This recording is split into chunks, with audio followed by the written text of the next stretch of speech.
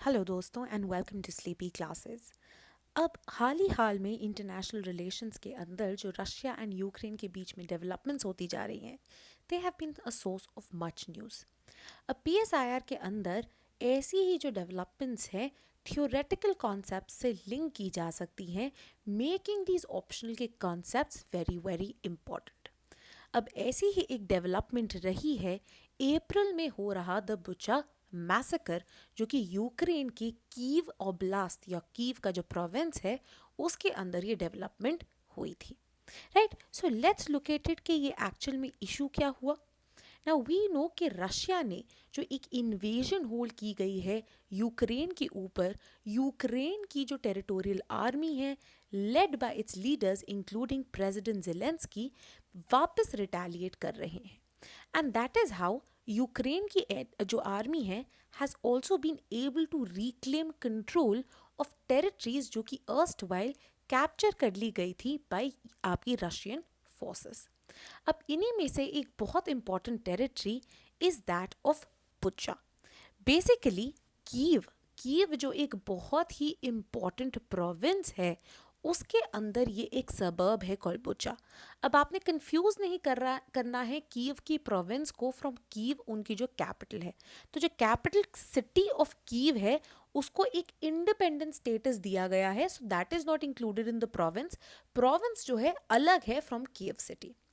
Basically, what happened is that April 2022 में when the Ukrainian army was able to push back the Russian forces, जो returning army थी, they discovered a number of civilian bodies strewn across the streets of the city. साथ ही साथ में बुचा के जो mayor हैं उन्होंने ये भी पॉइंट आउट किया दैट मास ग्रेव्स डिस्कवर की गई हैं with close to 200 to 400 bodies जो कि इन मास ग्रेव्स के अंदर मिली हैं। साथ ही में देवर क्लेम्स दैट ये जो सिविलियंस की बॉडीज हैं इनके अंदर जो है there were signs of torture, their hands were tied, pointing to the fact कि रशिया की जो फोर्सेस हैं probably war crimes commit कर रही हैं against the Ukrainian civilians as they are pushed back by the onslaught of the Ukrainian army. अब इसी के चलते हुए यूक्रेन के ऑफिशियल्स जो हैं उन्होंने इंटरनेशनल क्रिमिनल कोर्ट को कहा है कि आप आके इस क्लेम की ऑथेंटिसिटी भी चेक कर सकते हैं by looking at the mass Graves जो कि बुचा में डिस्कवर की गई हैं।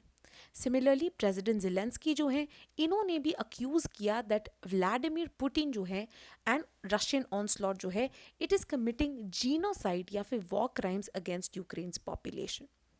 However in retaliation of the same Russia के जो डिफेंस मिनिस्ट्री है उन्होंने क्वेश्चन की दी authenticity of these photos from Bucha and claimed that these pictures and clips might be fake या something that may have been created. तो ये जो है एक नई controversy उभर के आ गई है in the ongoing invasion. However, apart from the facts, there is the larger conceptual issue जो कि arise होता है. Now, this isn't the first time when war crimes have been visited, right, or have been witnessed by the world, right? अगर हम examples देखने की बात करें तो वर्ल्ड वॉर 2 के अंदर जो जूस के अगेंस्ट हॉलोकॉस्ट कमिट किया गया था by the Nazi Germany, that remains one of the prime examples of war crimes as well as genocides. इसके अलावा बहुत सारे और एग्जाम्पल्स भी जो हैं विटनेस किए गए हैं, राइट, चाहे वो ईस्टर्न यूरोप की अगर हम बात करें इवन जो आपकी वॉर अगेंस्ट टेरर किया गया है वहाँ पे भी सिविलियन टॉर्चर के जो हैं क्लेम्स कई बार आए हैं। राइट, अब ये जस्ट वॉर थीसिस आखिरकार है क्या, इसको समझना becomes very very important. Now before we move on to this issue, just to let you know that a new batch of the PSIR course for 2023 जो है लॉन्च हो गया है and here we have courses जो कि design किए गए हैं as per the requirements of the students. सबसे पहले the most comprehensive which is our mentorship course which includes videos of the entire syllabus. तो आपको daily जो है around 3 hours of lectures मिलेंगे. Along with that you will also get monthly current affairs के lectures to cover PSIR. Right. साथ ही में ये जो पूरा कोर्स है अराउंड 6 मंथ्स चलेगा। इसके अंदर इंक्लूड होंगी आंसर राइटिंग की प्रैक्टिस भी, including 24 topic wise test as well as 4 half length test and 2 full length test. साथ ही में इनके model answers and video solutions भी प्रोवाइडेड होंगे। वेरी इंपॉर्टेंटली यहाँ पे आपको डिटेल्ड इवैल्यूएशन एंड फीडबैक भी मिलेगा और आप इन आंसर्स को प्लेटफॉर्म पे कभी भी अपलोड कर सकते हैं during the course duration. Very importantly, especially for students who require regular guidance, regular direction, and to ensure कि उनकी preparation सही direction में जा रही है, there will be a private telegram group to resolve all the academic doubts as well as one-on-one mentorship available for further guidance. जो content course है इसके अंदर almost ये सारी चीज़ें available हैं except for evaluation जो कि आपको खुद करनी पड़ेगी by use of model answers and video solutions, and साथ ही साथ में यहाँ पे one-on-one mentorship available नहीं होगी, though there will be a telegram group. Now on the other hand, we also have a current affairs course. So in case you are one of those students जिनका static syllabus completely prepared है but जिनको डर लगता है PSI से जुड़े current affairs के coverage को, वो ये current affairs course join कर सकते हैं जहाँ पे monthly current affairs provide किए जाएंगे relating to important news of political science and international relations. ये current affairs जो है January 2022 से लेके September 2023 तक कवर होंगे. Very importantly, at the end of this course there will be 4 half length tests also, right, with regard to current affairs questions. इनके model answer and video solution भी जो है प्रोवाइड किए जाएंगे, बट इवैल्यूएशन जो है self evaluation होगी, यहाँ पे चेकिंग नहीं होगी, right. So these are the courses which are available जिनका आप यूज कर सकते हैं. And to enrol you can call either on this number या फिर आप हमारी वेबसाइट पे जाके इन कोर्सेज को ज्वाइन कर सकते हैं. Right. Now let's move on to the very important concept of just war. And to do the same we will be picking up a statement. तो यहाँ पे हम स्टेटमेंट एनालिसिस भी कर पाएंगे, साथ ही में इस लार्जर इशू को भी देख पाएंगे. Very importantly the issue of just war is something जो कि ना ही सिर्फ PSI और ऑप्शनल बल्कि आपकी एसे एज वेल एज एथिक्स के लिए भी जो है बहुत इंपॉर्टेंट साबित हो सकता है. ठीक है, तो एसे पेपर प्लस आपका GS4 जो है उसके लिए भी ये इंपॉर्टेंट हो सकता है. Now this statement is by the very very important philosopher Thomas Aquinas. क्या है ये statement? This statement states that for war to be just, there is required a just cause. Right? तो ये जो just का आइडिया है इसके ऊपर बहुत ज़्यादा फोकस किया गया है. Now we know जब भी हम political theory and philosophy की बात करते हैं, justice is a virtue that has been chased by numerous philosophers. तो चाहे प्लेटो हो, एरिस्टोटल हो, सिसरो हो, एक्विनास हो, आगे चल के रॉल्स हो, वॉल्जर हो, जितने भी ये थ्योरिस्ट हो, there has been a constant quest to achieve this goal, this ideal of justice. अब वॉर के अंदर ये जस्टिस का आइडिया कैसे रिलेट हो सकता है? Now सबसे पहले if we look at this statement, the first thing that we need to relate it to is the purpose of political community. State आखिरकार क्या है? स्टेट जिसको हम कैपिटल S के साथ रखते हैं, स्टेट का मतलब प्रोविंस नहीं, यहाँ पे स्टेट का क्या मतलब होता है? A larger national entity. State जो कि एक तरह की पॉलिटिकल कम्युनिटी होती है जिसके अंदर सारे सिटीजन शेयर करते हैं similar values, goals, a spirit of brotherhood, right. तो ये पॉलिटिकल कम्युनिटी या स्टेट जो है होप्स कि ये अपने लोगों को, अपने सिटीजन्स को एक गुड लाइफ दे सके, राइट. देयरफॉर अब वॉर जो है, वॉर में ना ही सिर्फ जो आपका राइवल है उनका लॉस होता है, बट आपको भी बहुत सारे लॉसेस बेयर करने पड़ते हैं. There can be loss of life, there can be loss of property, right. Numerous such losses can occur. Therefore a state should only venture into war जब ऐसी वॉर गुड को प्रमोट करती है and avoids evil. In fact इस बात को हम larger Indian philosophy के साथ भी कोरिलेट कर सकते हैं, especially when we look at our epics like Mahabharata and Ramayana. ठीक है, अब क्या हो रहा है यहाँ पे? अगर वॉर इतनी ही बुरी थी, अगर वॉर को आप होल स्केल डिसरिगार्ड करते हैं, रिजेक्ट करते हैं, तो रामायण एंड महाभारत जहाँ पे इम्पॉर्टेंट लीडर्स, रामायण में तो भगवान भी हैं, है ना, राम को we look as a deity, as a god. So why does god और a deity end up engaging in war? Because उनका क्या क्लेम है? That this is a war which is for the good. ठीक है, ये अच्छाई को support कर रही है, ये गुड को सपोर्ट कर रही है अगेंस्ट इविल. तो चाहे अगर हम राम की वॉर देखें अगेंस्ट रावणा, और if we look at the war of Pandavs against the Kauravs, what is it touted to be? It is touted to be a war of good against evil. In fact, this is something that again is extrapolated in, it is talked in detail in by Krishna, especially when we look at the context of the Bhagavad Gita. ठीक है, तो ये जो idea of just war in relation with good है, उसको समझना बहुत ज़्यादा इंपॉर्टेंट हो जाता है. साथ ही साथ में एक और चीज़ क्या बोली जाती है, एक और चीज़ बोली जाती है कि वॉर जो है सिर्फ तब लड़ी जा सकती है जब जो अथॉरिटी वॉर वेज कर रही है ये सॉवरेन या गवर्नमेंट हो. मतलब कोई भी एक्स्ट्रा गवर्नमेंट एलिमेंट्स जब वॉर या वायलेंस वेज करते हैं तो वो जस्ट नहीं है, तभी हम उनको टेररिस्ट या एक्सट्रीमिस्ट एलिमेंट्स जो हैं बुलाते हैं. Right, so therefore for war to be just हम क्या कहते हैं, एक जस्ट कॉज की रिक्वायरमेंट बहुत ज़्यादा इंपॉर्टेंट है. Now, before looking at what this just cause is, let us also look at the philosophical or the theoretical elements behind this. Now, Aquinas was one of those philosophers जिन्होंने बहुत ही in-depth study किया था the works of Plato and Aristotle को. And much like both of these ancient Greek philosophers, for Aquinas as well, justice was a prime political virtue. मतलब अगर government की बात की जाए, अगर पॉलिटिक्स की बात की जाए, अगर स्टेट के अंदर जो गवर्न किया जा रहा है या स्टेट के एक्शंस की बात की जाए, justice was the element, justice was the virtue that had to underline all of them. Right, तो इसी के चलते हुए एक्विनास सेंट ऑगस्टीन की जो एक आर्ग्यूमेंट थी उसको as a starting point use करते हैं. अब ये स्टार्टिंग पॉइंट क्या है, चाहे हम सेंट ऑगस्टीन को ले लें, saint Augustine now as the name only suggest, उनके नाम के आगे ही सेंट लगा हुआ है, मतलब ही वाज समवन जो कि क्रिश्चियनिटी को मानते थे, क्रिश्चियनिटी को सपोर्ट करते थे, राइट, उसको प्रीच करते थे. And Christianity like many other religions preaches pacifism. ठीक है, पैसिफिज्म का क्या मतलब होता है कि लड़ाई नहीं करनी चाहिए, वॉर नहीं करनी चाहिए, वायलेंस नहीं करनी चाहिए. बट क्रिश्चियनिटी में भी एट टाइम्स ये बोला गया है कि कई बार वॉर नेसेसरी हो सकती है. Y? for the restoration of peace and justice. In fact, a number of scholars also claim that the term jihad has been wrongfully interpreted. कि जिहाद का मतलब जो है वो टेररिज्म या एक्सट्रीमिज्म नहीं बल्कि insurance of peace and justice था. तो यहाँ पे भी जो वॉर होनी थी वो जस्ट कॉज के बेसिस पे ही होनी चाहिए थी. अब इसी के चलते हुए ये क्या माना गया कि war to be oriented towards restoration of peace and justice therefore should only be in self defense. preemptive नहीं होनी चाहिए, सेल्फिश इंटरेस्ट के लिए नहीं होनी चाहिए, ऑफेंसिव पर्पस के लिए नहीं होनी चाहिए, बल्कि डिफेंसिव होनी चाहिए.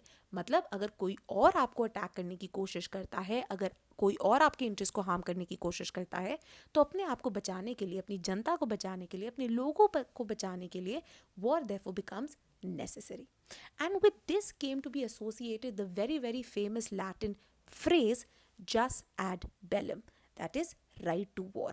कि वॉर सिर्फ तब लड़ी जानी चाहिए जब कुछ कंडीशंस मीट हो जाए. और कौन सी हैं ये कंडीशंस? एक्विनास 3 बेसिक कंडीशंस को बताते हैं. सबसे पहले राइटफुल इंटेंशन, आपका इंटेंशन सही होना चाहिए, है ना. तो कृष्ण क्या बोलते हैं अर्जुन को कि आखिरकार अब धर्म के लिए लड़ाई लड़ रहे हैं, धर्म की जीत के लिए लड़ाई लड़ रहे हैं, so your intention should be right.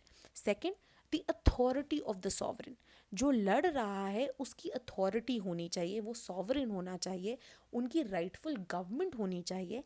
And last but not the least, एक जस्ट कॉज होना चाहिए.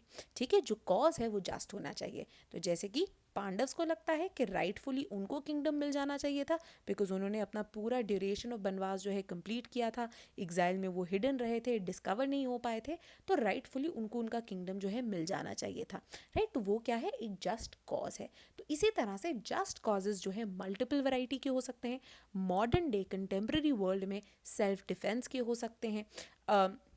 कई बार टेररिज्म को कर्ब करने के लिए जो है जस्टिस बोला जाता है कि टेररिस्ट एक्टिविटीज़ हमारे जो हैं स्टेट पे ना हो, हमारे सिटीजन्स को हार्म ना करें. इसी नाम पे यूएस ने वॉर ऑन टेरर की बात की थी. ठीक है, तो obviously the just idea behind the cause can be often subjective, but ये एक नेसेसिटी मानी जाती है.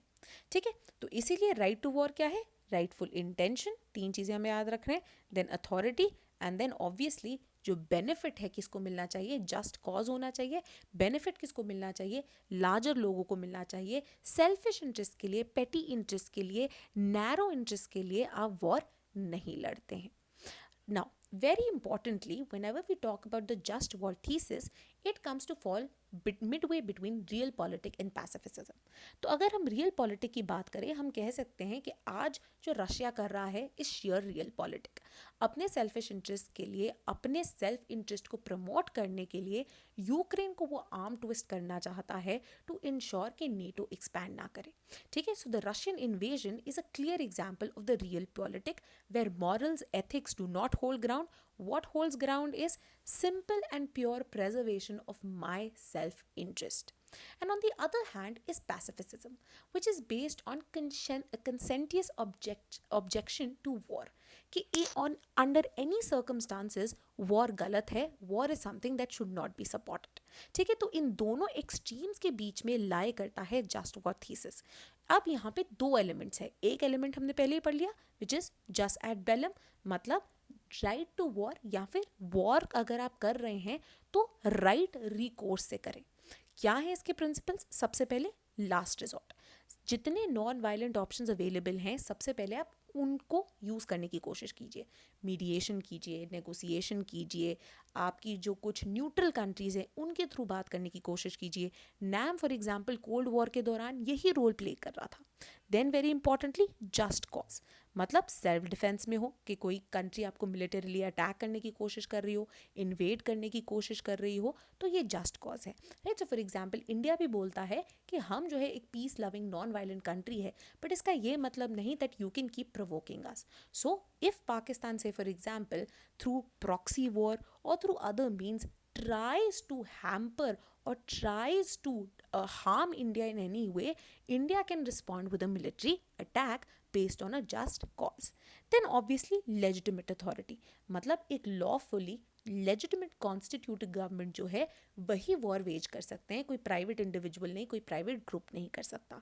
Then very importantly right intention होनी चाहिए एंड साथ ही में एक रीजनेबल प्रॉस्पेक्ट ऑफ सक्सेस. अगर आपको पता है you going to be fighting a failing war, then what is the point of war at all, right? You should arrive at certain other means so as to ensure कि आपका कुछ तो बच सके. Last but not the least, proportionality. इसका क्या मतलब है कि अगर आप वॉर पे जा रहे हैं then waging of war should result in more good than evil. कि ये ना हो आप हार भी जाएं, आपकी सिटीजन्स को जो है उनको भी टॉर्चर मिले, राइट, किसी भी तरह का बेनिफिट ना मिले. तो इस तरह की प्रोपोर्शनैलिटी इंश्योर करना ज़रूरी है. राइट, सिमिलरली ये नहीं हो सकता कि किसी ने एक बॉर्डर इंकर्जन कर ली और आप फुल फ्लेजेड इन्वेजन पे चले जाएं. Right, so for example Pakistan time and again जो है प्रॉक्सी वॉर करता रहता है, कुछ चीज़ें करता रहता है. इसका ये मतलब नहीं इंडिया ने एक फुल फ्लेजेड वॉर कर दी है. India response, right, so for example हम टैक्टिकल स्ट्राइक्स करते हैं, हम सर्जिकल स्ट्राइक्स करते हैं, बट फुल फ्लेजेड इन्वेजन नहीं हम कर देते कि अब पाकिस्तान हमारा होगा. राइट, तो ये क्या है, इसको हम प्रोपोर्शनैलिटी बोलते हैं. Along with just at bellum, there is another very important aspect of just war, which is jus in bello. और ये jus in bello जो है is what can be related to also the Bucha massacre, right, which is ensuring right conduct in war. कि चलिए war छिड़ गई, but during war also you should follow right conduct. और क्या principles है इस जस इन बेलो के? सबसे पहला जो प्रिंसिपल है इस डिस्क्रिमिनेशन, जो कि बोला जा सकता है बुचा मैसेकर के अंदर ये फ्लाउट किया गया है. मतलब force should be directed only at military targets. Non combatants, civilians, इनको हार्म करना सही बात नहीं होती. In fact not just Bucha massacre, इससे पहले भी जो रशियन इन्वेजन है जिसके कारण hospitals have been destroyed, childrens के स्कूल्स जो हैं उनके ऊपर बॉम्बिंग हुई है, this can all be seen as flouting of this principle of discrimination. Then very importantly is the idea of proportionality. तो जस्ट एट बेलम में भी ये होता है और आपके जस्ट इन बेलो में भी होता है कि एक एक्सेप्टेबल मिलिट्री आउटकम को आप एक्सेप्ट कर लें. ये नहीं कि जितनी एक छोटी सी बात पे बोलते हैं ना राई का पहाड़ बना दिया, तो एक छोटी सी बात पे सिवियर चीज़ें करने की कोई मतलब नहीं बनता है. Last but not the least humanity, right. तो यहाँ पे ये जो आइडिया ऑफ ह्यूमैनिटी है, this applies not just to the civilians but also to the combatants जिनको कैप्चर किया गया है। तो प्रिजनर्स ऑफ वॉर को आप टॉर्चर ना करें, उन्हें ऐसे ही मार ना डालें, राइट। तो ये जो ह्यूमैनिटी का आइडिया है, इसको टाइम एंड अगेन अंडरलाइन किया गया है, specially in the aftermath of the second world war. Further certain principles have been formalised to ensure कि prisoners of war, non combatant civilians को ढंग से ट्रीट किया जाता है। ठीक है, तो इन दोनों ही चीज़ों को समझना बहुत इंपॉर्टेंट है ना। Just war thesis while conceptually might sound very balanced, बहुत बढ़िया चीज़ भी लग रही है, रियल पॉलिटिक को भी बैलेंस आउट कर रही है, कंप्लीट पैसिफिज्म को भी नहीं सपोर्ट कर रही है।